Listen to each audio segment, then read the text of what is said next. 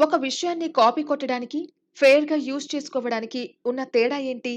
ఒక వ్యక్తి 10 పుస్తకాలు చదివాడనుకుందాం.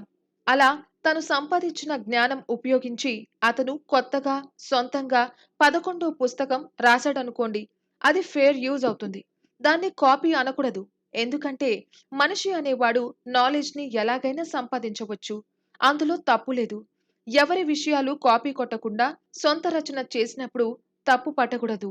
ఫలానా పుస్తకాలు చదవడం వల్లే ఇవన్నీ రాసే తెలివితేటలు నీకు వచ్చాయి కాబట్టి క్రెడిట్ నీది కాదు అని అంటే హాస్యాస్పదం అవుతుంది. అంతేకాదు నీకున్న నాలెడ్జ్‌కి రిసోర్స్‌లు చెప్పమంటూ నిలదీయడం కూడా కరెక్ట్ కాదు. ఓ రచయిత గొప్ప పుస్తకం రాసినప్పుడు అది కాపీయా కాదా అన్నది మాత్రమే చెక్ చేసుకోవాలి.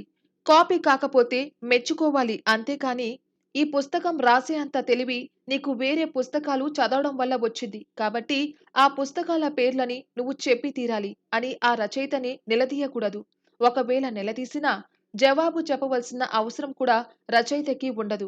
ఎందుకంటే నాలెడ్జ్ అనేదాన్ని ఎలాగైనా ఎక్కడ్నించైనా సంపాదించుకోవచ్చు. పుస్తకాన్ని కాపీ కొడితే తప్పవుతుంది గానీ, చదివితే నేరం కాదు కదా! మరి మనిషే కాదు, చాట్ బర్డ్ అయినా అంతే. నాలెడ్జ్ అనేదాన్ని ఎలాగైనా సంపాదించుకోవచ్చు. కానీ ఎప్పుడు సమస్య వస్తుందంటే, కాపీ కొట్టి రాసినప్పుడు.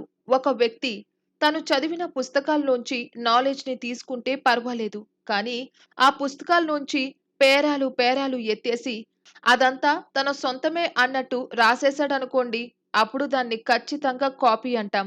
అది కాపీరైట్ కేస్‌గా కూడా మారుతుంది.